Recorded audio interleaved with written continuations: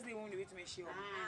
Adehia wonum eton pan no e wa asante mantem e na esu se enkebe ya wonum a omoto pan no nankasa no omoma ebo ne mra fom kakra ma omo esan se omo ton no so se won be kwakoto robbers e na de ahyem na se obi kuta 5 cedis a watumi anya bi ato na koba ne se omo pagya bonum e de free 5 cedis e de akọ 6 cedis a e de ho kese pa e na beba beto omo ton ne so eno so adwuma omo ya no no ne nam so omo nya bi e de ama omo ho e ne omo abusua nyina eno nti wonum de omo de srede kese e to omo to pan no nanim so omo hwe na omo nya bibi emfa ma wonum ya begina amakom baby omo ton pan no ni bi ye ne adehia wonum eton pan no ni bi etwetwe nkomo na ye hu hawa wonum na mu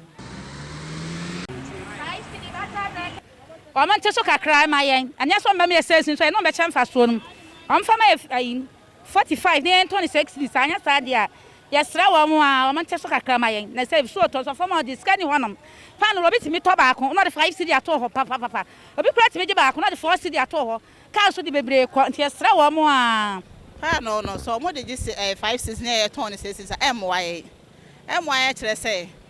ye no yokoto rubber no kwa ne boarding rubber na de say wo de black na so ton mo mpe white no eno so ne boarding enti nke ye pe ne say omonya ne 45 emfa ma ye ne ye ton 6 cedi sebe ye hwe benya 1 cedi 50 pesos na anytime ya say ye ton no 5 cedi ne mo ma na say ye adwuma hunu na de ma wo mo wo be wi no wonya hwe 6 cedi so kra be bi kwa nsesa kra wonya bi because ayana edin say ni pa no de 1 cedi no de so no 5 cedi na wa yi no enya ne ya sa 1 cedi no de so so ye ne ya papa e bi kra du kran so be to nsu anum enti ya so mo nya bibi mfa ma ye e kwa kesi eje mu ohu pa monwene ye ho monwene ye nkwa monwene musika na mo pe no monwene ye nkwa ho bisi ye di akwane ya ba na adwo insurance bi anim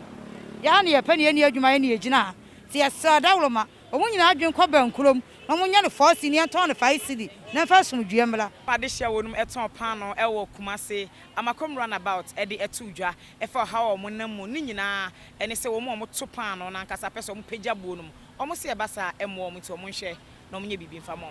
Mami Dufie amankwa apia Onua TV amakom runabout